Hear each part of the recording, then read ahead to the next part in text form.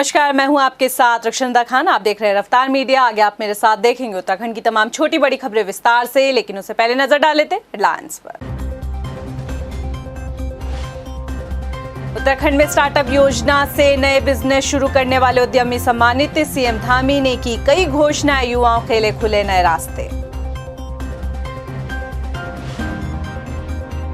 पूर्व आईएएस रामविलास यादव की video conferencing के जरिए कोर्ट में पेशी। 14 दिन की न्यायिक हिरासत में भेजे गए जेल। आय से अधिक संपत्ति मामले में है आरोपी।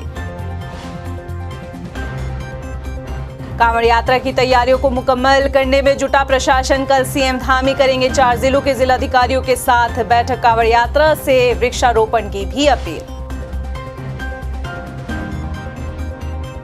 शुक्रवार से पिथौरागढ़ जिले में प्रवास करेंगे मुख्यमंत्री धामी। जनता के बीच बिताएंगे वक्त। विकास कार्यों और लोगों की परेशानियों से होंगे रूबरू।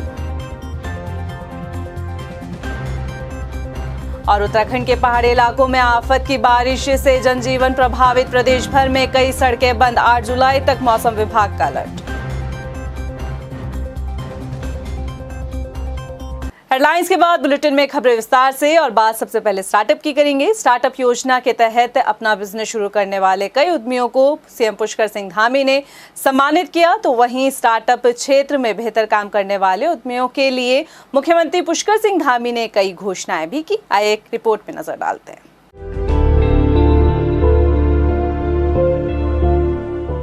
उत्तराखंड के युवा जहां स्टार्टअप योजना का लाभ लेकर बेहतर काम कर रहे हैं, तो वहीं कुछ दिनों पहले केंद्र से भी राज्य को अच्छी खबर मिली। उत्तराखंड राज्य ने स्टार्टअप की रैंकिंग में सुधार करते हुए चौथे पायदान का मुकाम हासिल किया। राजधानी देहरादून में Uttarakhand startup conclave and prize distribution कार्यक्रम में राज्य के मुख्यमंत्री पुष्कर सिंह धामी ने कई युवा उद्यमियों को सम्मानित किया। इस दौरान सीएम ने स्टार्टअप के क्षेत्र में काम कर रहे युवाओं की हौसला अफजाई करते हुए कहा कि प्रधानमंत्री नरेंद्र मोदी ने जिस तरीके से स्टार्टअप योजना की शुरुआत करते हुए कई तरह के ऋण युवाओं के लिए योजना के जरिए दिए हैं, उससे आज ये योजना खास मुकाम हासिल कर चुकी है और उत्तराखंड राज्य में भी स्टार्टअप के क्षेत्र में बेहतर काम हुआ है। तो सम्मानित उद्यमियों ने भी कहा है कि उनके लिए ये योजना वरदान साबित हुई है।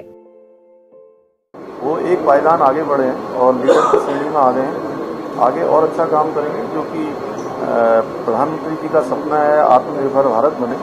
उस आत्मनिर्भर भारत बनाने की कड़ी में स्टार्टअप की बहुत बड़ी भूमिका है और हमारी सरकार भी स्टार्टअप को प्रोत्साहन करने की उसकी जो हमारी नीति है पूरी तरह से उनका सहयोग करके, उनका प्रोत्साहन करके उनको आगे बढ़ाने की है। और जो भी युवा जो भी इस क्षेत्र में आ रहे हैं, हमारे उद्यमी लोग भी उनके सहयोग के लिए आगे आ रहे हैं और हम सबका इस प्रकार से एक संवाद का कार्यक्रम इसको लगातार जारी रखें। स्टार्टअप उत्तराखंड मेरे लिए एक वरदान से कम नहीं है, क्योंकि जब ग्रैंड चैलेंज हुआ था तो हम लोग को कई सारे इन्वेस्टर से मिलने का मौका मिला, उनसे मेंटरशिप मिलने का मौका मिला और टाइम टू टाइम जो भी इवेंट होते हैं उससे हम लोग को बहुत फ़ायदा होता है। अब ये जो अमाउंट हम लोग को मिला है ये हम लोग को एक डेवलपमेंट में मदद करेगा। साथ वहीं सीएम धामी ने इस दौरान उद्यमियों के लिए कई घोषणाएं भी की। इसके तहत उत्तराखंड स्टार्टअप पुरस्कार की धनराशि को 50,000 से बढ़ाकर 2 लाख किए जाने की घोषणा की गई है। तो वहीं स्टार्टअप का मासिक भत्ता 10,000 से बढ़ाकर 15,000 किए जाने का ऐलान सीएम धामी ने मंच से किया। इसके साथ ही SC, ST और दिव्यांगजनों के लिए भत्ता 20,000 रुपए किया गया है। प्रोत्साहन राशि 15,000 मिलती थी, उसको 20,000 जो SC, ST और विकलांग के क्षेत्र में 15,000 से 20,000 किया है और जो सामान्य स्टार्टअप हैं उनको 10,000 मिलती है। उसको हमने इसी प्रोत्साहन योजना के अंतर्गत उनका प्रोत्साहन हो उसको 15,000 करने का और जो ग्रैंड जो इस प्रकार का चैलेंज जो हमारा होता है उसमें हमने 50,000 से 2 लाख करने का तो स्टार्टअप उत्तराखंड ने हमें बहुत मदद की है। न केवल ये एक प्राइस के रूप में जो चेक इस समय हमारे सामने है, ये एक मात्र महज एक अमाउंट है, लेकिन इसके अतिरिक्त बहुत मदद करी है, हमें बहुत कुछ समझाया है। शुरुआत से लेके A से लेके Z तक काफ़ी कुछ सीखने को मिला है स्टार्टअप उत्तराखंड के विभिन्न प्रयासों की ओर से। स्टार्टअप योजना वास्तव में उद्यमियों के लिए एक वरदान तो साबित हो रही है, साथ ही युवाओं के लिए रोजगार के नए मौके के रास्ते भी खुल रहे हैं। ऐसे में मुख्यमंत्री पुष्कर सिंह धामी भी साफ कर चुके हैं कि उद्यमियों के लिए स्टार्टअप योजना के तहत सरकार पूरी मदद करेगी ताकि उत्तराखंड राज्य को नंबर 1 के पायदान पर पहुंचाया जा सके। रफ्तार मीडिया के लिए देहरादून से मनीष डंगवाल की रिपोर्ट। तो इस वक्त की बड़ी खबर पर नजर डाल लेते हैं। रामविलास यादव की आज कोर्ट में पेशी हुई। जी हां, रामविलास यादव की आज कोर्ट में पेशी हुई। वीडियो कॉन्फ्रेंसिंग के जरिए कोर्ट में वो पेश हुए। पेशी के बाद 14 दिन के लिए जेल भेजे गए हैं। 5 जुलाई को बता दें कि एक दिन की न्यायिक हिरासत में भी गए थे, जहां पे रिमांड में विजिलेंस की टीम ने पूर्व आईएएस रामविलास यादव से पूछताछ भी की थी। अब 19 जुलाई को दोबारा कोर्ट में पेश होंगे। तो इस वक्त की बड़ी खबर आपको बता रहे हैं कि आय से अधिक संपत्ति के मामले में आरोपी रामविलास यादव 14 दिन के लिए जेल भेजे गए हैं और आज उनकी पेशी हुई, जो कि वीडियो कॉन्फ्रेंसिंग के जरिए हुई थी। सर, उनका जो 14 दिन का रिमांड पीरियड था वो आज अवधि समाप्त हो रही थी जुडिशल कस्टडी की, तो उसे एक्सटेंशन के लिए उन्होंने दोबारा पिटीशन डाली है। तो 14 डेज़ का रिमांड पीरियड उनका और स्वीकार हुआ है, न्यायिक अभिरक्षा रिमांड। उसमें दरअसल वो वीसी के माध्यम से कोर्ट में पेश हुए हैं और उधर से उन्होंने जज साहब के सामने कुछ अपनी समस्याएं रखी थी कि मुझे थोड़ा सा बैक एक है और हाई ब्लड शुगर और हाई ब्लड प्रेशर उनको रहता है। तो उसके लिए उन्होंने मेडिकेशंस के लिए उन्होंने न्यायालय में प्रार्थना की थी कि मुझे मेडिकेशन दिलवाई जाएँ। तो उस पर हमने माननीय न्यायालय से आग्रह किया था कि आप उसकी मेडिसिन और उनको जो वो सर्विस है उपलब्ध कराएं। तो कोर्ट ने इसमें ऑर्डर किया है कि जो भी यथासंभव हो सकता है जेल के लिए वो उनको उपलब्ध कराया जाए मेडिकेशन। खबरों में बढ़ते आगे बात कर लेते हैं अगली खबर की। मुख्यमंत्री पुष्कर सिंह धामी इस हफ्ते से जिलों में प्रवास के कार्यक्रम की जो है वो शुरुआत करने जा रहे हैं। मुख्य सचिव राधा रतूड़ी का कहना है कि सीएम पुष्कर सिंह धामी के प्रवास का कार्यक्रम तैयार हो चुका है। इस हफ्ते शुक्रवार की शाम को सीएम पुष्कर सिंह धामी पिथौरागढ़ जिले से इसकी शुरुआत करने जा रहे हैं, जिसमें सामाजिक कार्यकर्ताओं और भाजपा कार्यकर्ताओं के साथ मुलाकात करेंगे। साथ ही विकास कार्यों की समीक्षा कर आम जनता की समस्याओं को भी सुनेंगे। शुक्रवार की शाम से और सोमवार के सवेरे तक किसी ज़िले में प्रवास करेंगे। तो उन्होंने अभी पूरा एक हम लोगों ने टाइम टेबल भी बना दिया है। उसके हिसाब से अब जो आगामी वीकेंड आने वाला है वो पिथौरागढ़ प्रवास होगा उनका। तो उसमें ये भी जिलाधिकारियों को निर्देश दिए हैं कि किस प्रकार से सीएम साहब के प्रवास के दौरान व्यवस्थित तरीके से उनकी विभिन्न सामाजिक वर्गों के साथ बैठक भी होगी, उनके पार्टी कार्यकर्ताओं से भी उनकी वार्ता होगी और जो विभाग हैं जिला स्तर के उनकी भी समीक्षा होगी। 14 जुलाई से शुरू हो रही कांवड़ यात्रा को लेकर सीएम पुष्कर सिंह धामी कल 4 जिलों के जिलाधिकारियों के साथ ही एसएसपी के साथ 7 विभागों के अधिकारियों के साथ बैठक करने वाले हैं, जिसमें कांवड़ यात्रा की तैयारियों को लेकर विस्तार से सभी से चर्चा की जाएगी।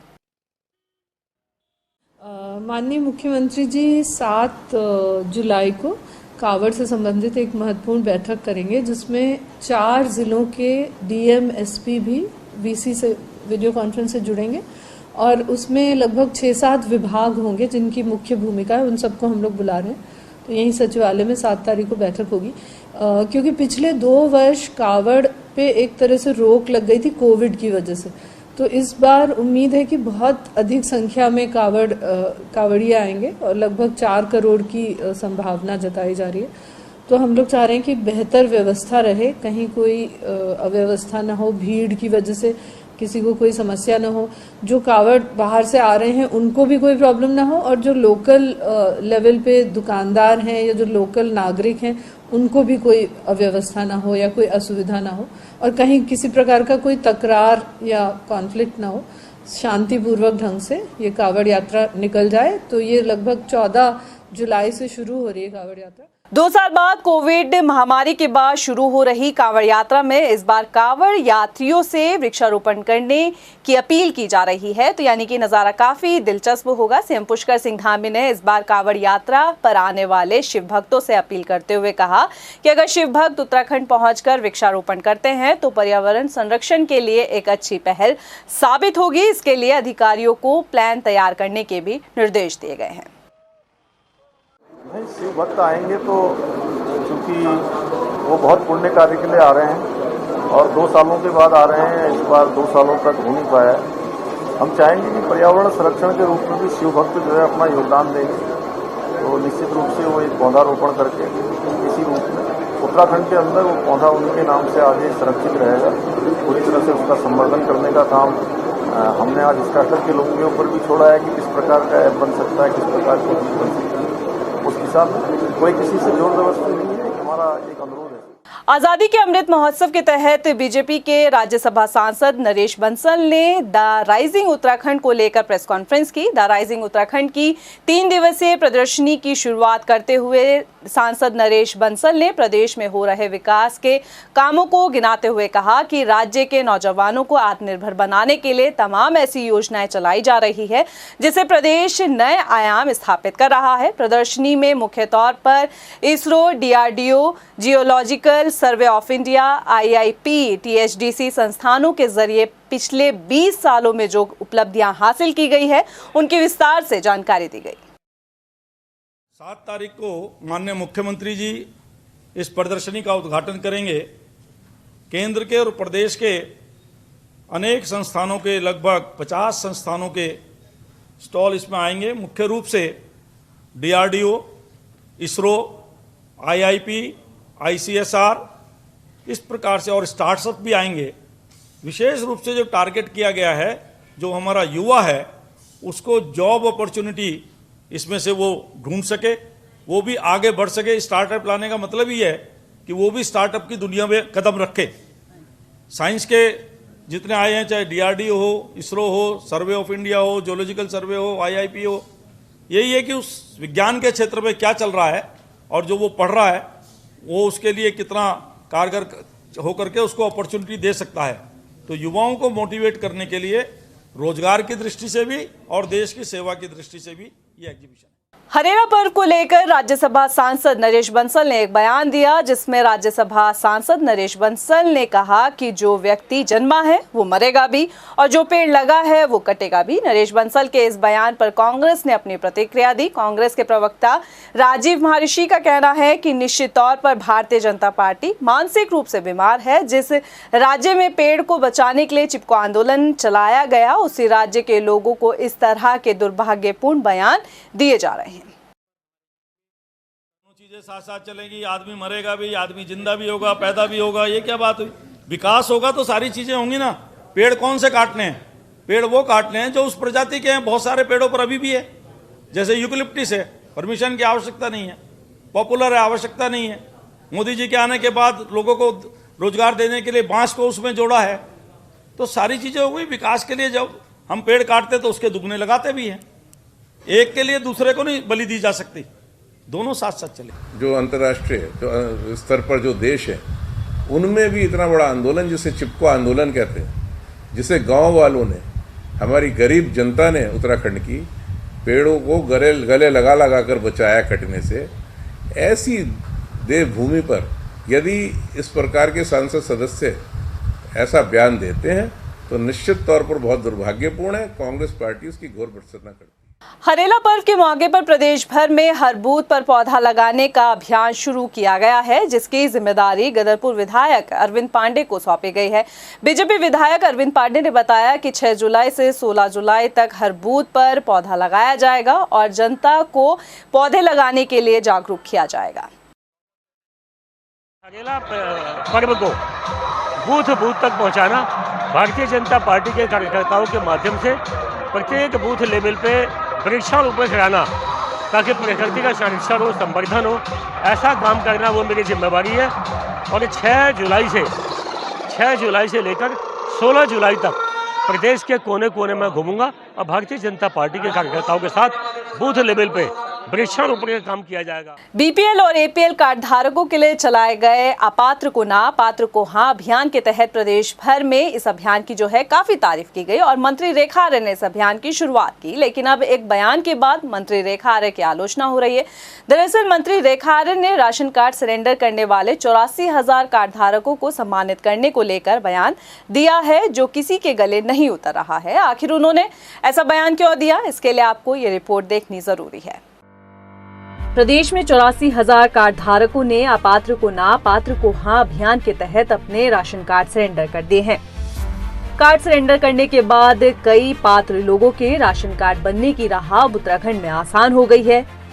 बता दें कि पात्र लोगों के राशन कार्ड बनाए जाने के लिए मंत्री रेखा आर्य ने खुद खाद्य अधिकारियों को निर्देश दे दिए हैं। साथ ही मंत्री रेखा आर्य ने कहा कि प्रदेश में कार्ड सरेंडर कर चुके 84 अपात्र लोगों को सम्मान से नवाजा जाएगा, ताकि अपात्र लोग खुद को अपराधी महसूस न करें। दरअसल प्रशासन का मानना है कि 84,000 कार्ड धारकों के सरेंडर करने के बाद ही मुफ्त राशन के लाभ का इंतजार कर रहे लोगों के राशन कार्ड बनने की राह आसान हुई है। इसलिए प्रशासन का ये भी कहना है कि 84,000 लोगों को सम्मान दिया जाए। सम्मान के तौर पर कार्ड सरेंडर करने वाले हर एक अपात्र शख्स को प्रतीक के रूप में शॉल दी जाएगी। कार्यक्रम को लेकर जल्द ही तारीख भी तय की जाएगी। चलिए आपकी सहूलियत के लिए आपको बता देते हैं कि किन अपात्र लोगों के सम्मान की तैयारी प्रदेश में की जा रही है। प्रदेश में अपात्र को ना पात्र को हाँ अभियान की शुरुआत 5 मई से हुई। शुरुआती आंकड़ों में पता चला कि 5 लाख या उससे अधिक सालाना आय कमाने वाले शिक्षक, बैंककर्मी, सैन्यकर्मी के साथ ही खासा व्यवसाय करने वाले आयकर दाता योजना का लाभ ले रहे थे। विभागीय अधिकारियों ने इस बात को खुद माना कि जो लोग गलत तरीके से राशन ले रहे थे वे सभी नौकरी पेशा और विभिन्न व्यवसाय से जुड़े हुए थे। मुफ्त राशन का लाभ ले रहे ये कार्ड धारक अपात्र होने की जानकारी के बाद भी सरकार के नुमाइंदों के पास अपना राशन कार्ड सरेंडर करने कभी नहीं आए। एक रिपोर्ट के मुताबिक खाद्य विभाग के पास अपात्र से जुड़ी शिकायतों का लंबा चौड़ा भंडार था, जिस पर फैसला खाद्य मंत्री रेखा आर्य ने लिया और अभियान की शुरुआत हुई। पूरे अभियान में मंत्री रेखा आर्य खुद एक्टिव नजर आई, लेकिन अपात्र के सम्मान की बात किसी भी शख्स को खप नहीं रही है। जरा इस बात का अंदाजा लगाएं कि जिन लोगों ने अपात्र होते हुए सरकार की मुफ्त योजना का लाभ उठाया, सरकार को कई साल तक चूना लगाया, जिनकी वजह से 84,000 पात्र लोग योजना का लाभ नहीं उठा पाए, क्या वो सम्मान के हकदार है? प्रदेश में मॉनसून आफत बनकर आया। पहाड़ से मैदान तक लोगों की दुश्वारियां बढ़ गई है। मॉनसून की दस्तक के बाद से हादसों में भी इजाफा हो रहा है। पहाड़ी इलाकों में कई सड़कें बंद हैं। मौसम विभाग ने 8 जुलाई तक के लिए अलर्ट भी जारी किया हुआ है और लोगों से सावधानी बरतने की भी हिदायत दी गई है।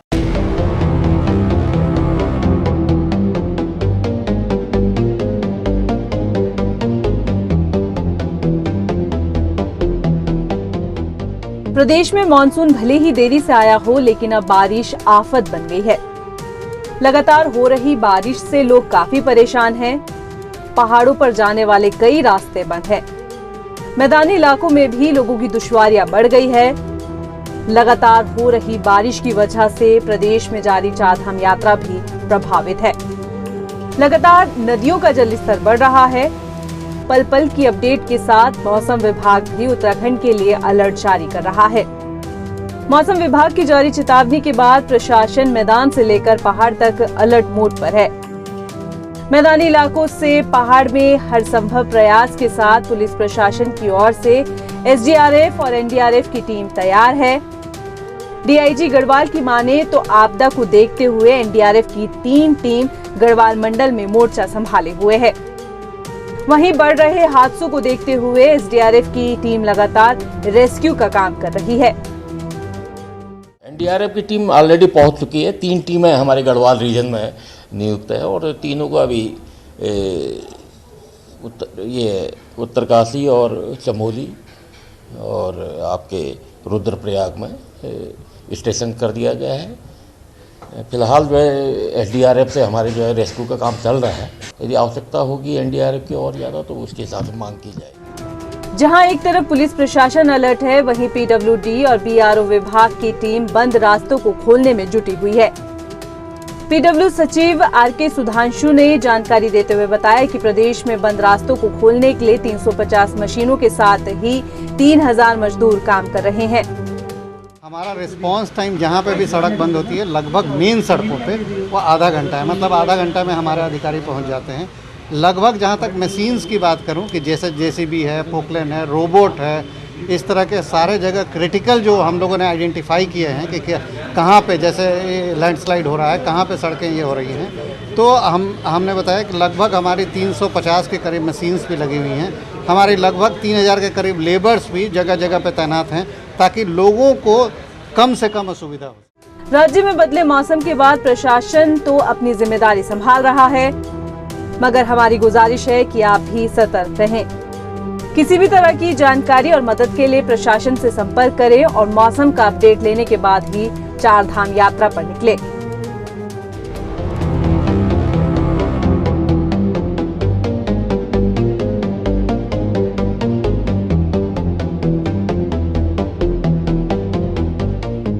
रुड़की में इस बार बरसात में जलभराव की समस्या से लोगों को छुटकारा मिलता हुआ दिखाई दे रहा है। नगर निगम के मेयर गौरव गोयल की निगरानी में नालों की सफाई का कार्य कराया गया है। मेयर गौरव गोयल ने दावा किया है कि प्रदेश के 80% नालों की सफाई वो करवा चुके हैं। बरसात के आने पर अब लोगों को जलभराव की समस्या का सामना नहीं करना पड़ेगा। नालों की सफाई में करीब 200 सफाई कर्मी दिन रात लगे हुए हैं, जिस कारण जलभराव की समस्या से छुटकारा पाना संभव है। ये शहर के अधिकांश नाले मैं समझता हूँ 80% से अधिक नाले हम साफ़ कर चुके हैं। बेहतर सफाई के लिए 200 कर्मचारी हमारे लगे हुए हैं, मशीनरी लगी हुई है और सभी नालों को हम बेहतर सफाई करने जा रहे हैं। बीच में छुटपुट जब भी बारिशें हुई, लोगों ने देखा कि कहीं पर शहर में पानी जलभराव की समस्या नहीं हुई। नालों ने पूरा पानी अपना लिया जितनी उनकी कैपेसिटी है। नाला सफाई का कार्य बेहतर रहेगा तो निश्चित रूप से शहर में कहीं भी पानी नहीं भरेगा, हमारी प्राथमिकता में शामिल है। काठमांडू में CISF में कांस्टेबल के पद पर तैनात रामनगर के शहीद दीपक अधिकारी को नम आंखों से सैनिक सम्मान के साथ अंतिम विदाई दी गई। आपको बता दें कि काठमांडू में गोली लगने से दीपक अधिकारी शहीद हो गए हैं। अंतिम विदाई से पहले उनके पार्थिव शरीर को उनके निवास रामनगर ग्राम ढेला लाया गया, जहां लोगों ने उन्हें नम आंखों से श्रद्धांजलि दी। बताया जा रहा है कि शहीद जवान की मौत संदिग्ध परिस्थितियों में हुई है। शहीद के परिजनों ने उच्च स्तरीय जांच की मांग भारतीय सेना से करने की बात कही है। कि आज जो घटना हुई है, क्या है घटना, पूरी थोड़ा जानकारी दीजिए। ये मेरा भाई सियासत में था, तो परसों नेपाल काठमांडू में इसकी पोस्टिंग थी पिछले 2 सालों से। तो कल परसों सुबह हम पे कॉल आई वहाँ से कि आपके भाई की जहाँ पे मतलब ड्यूटी थी वहाँ पे बॉडी मिली हुई है। तो अब उनके द्वारा कुछ कहा गया है, हमें कुछ और लग रहा है। अभी मामला संदिग्ध है। अभी जब इसकी हम जांच बैठाएंगे, अब उसमें जो भी फैसला होगा फिर वही चीज़ हुई होगी। नैनीताल पुलिस अब हाईटेक कंट्रोल रूम से अपराध और यातायात व्यवस्था को संभालेगी। प्रधानमंत्री की घोषणा के तहत नगर निगम पुलिस विभाग को 40 लाख रुपए आवंटित करेगा, जिससे पुलिस का हाईटेक कंट्रोल रूम तैयार किया जाएगा, जिसमें CCTV कैमरे सहित अपराध रोकने वाले अन्य व्यवस्थाओं को हाईटेक किया जा सकेगा। SSP पंकज भट्ट ने बताया कि 40 लाख रुपए के बजट से हाईटेक कंट्रोल रूम बनाया जा रहा है, जो सभी अत्याधुनिक तकनीकी से लैस होगा, ताकि कंट्रोल रूम के जरिए शहर के अपराध और ट्रैफिक व्यवस्थाओं को ठीक किया जा सके। इसमें जो हमारा ऊपर कंट्रोल रूम के कमरे हैं, इनको 3 कमरों को कंबाइंड बना करके उसमें आपका वॉल बनाई जाएगी, जिसमें जो है पूरे शहर के CCTV को कंट्रोल वहीं से किया जाएगा। इसमें CCTV की संख्या काफ़ी बढ़ाई जाएगी। जो महत्वपूर्ण स्थान है वहाँ पे CCTV और बढ़ाया जाएगा। ये अभी हमारा प्रपोजल बन रहा है, इसको 1 सप्ताह के अंदर हम लोग आपका मेयर साहब के सम्मुख रखेंगे और इसके आधार पर आगे की कार्रवाई होगी। हल्द्वानी में बड़े पैमाने पर जमीन फर्जीवाड़े का मामला सामने आया है। दरअसल एक नामी प्रॉपर्टी डीलर और बिल्डर ने फ्लैट बनाने के लिए सरकारी जमीन ही कब्जा ली। हल्द्वानी के 3 पानी के पास ट्यूलिप होम्स नाम से कॉलोनी के पास वर्ग 4 की जमीन में बड़े पैमाने पर बिल्डर द्वारा फ्लैट बनाए जा रहे हैं, जिसमें जिला विकास प्राधिकरण, प्रशासन और राजस्व विभाग की टीम ने संयुक्त छापेमारी कर कॉलोनी को सील कर दिया है। आप देख रहे हैं कि लगातार लोगों से अपील भी की जा रही है कि बिना नक्शा पास कराए कोई भी कंस्ट्रक्शन ना करें। प्राधिकरण के दायरे में रहकर जो उसके नियम है उसके अंतर्गत नक्शा पास कराने के बाद ही निर्माण कार्य करें। इसी के क्रम में आज ये ट्यूलिप होम्स है, यहाँ पर अभी प्रशासन और इसमें रेवेन्यू विभाग की भी टीम हमारे साथ है। हम लोगों ने इसमें कार्रवाई करी है। इसमें लगभग 8 बीघे लैंड, जो वर्ग 4 सरकारी भूमि है, जिसपे जो निर्माण हो रहा था उसको मौके पे सील कर दिया गया है। और इसके अलावा इसमें जितनी भी सरकारी ज़मीन है उसके लिए आगे की कार्रवाई इसमें जिलाधिकारी महोदय के द्वारा भी जिलाधिकारी महोदय को प्रस्तावित की जा रही है। चंपावत के डीएम नरेंद्र सिंह भंडारी जन समस्याओं का समाधान करने के लिए जिले के दूरस्थ क्षेत्रों में लगातार भ्रमण कर रहे हैं। साथ ही शिविर लगाकर जन समस्याओं का निस्तारण भी किया जा रहा है।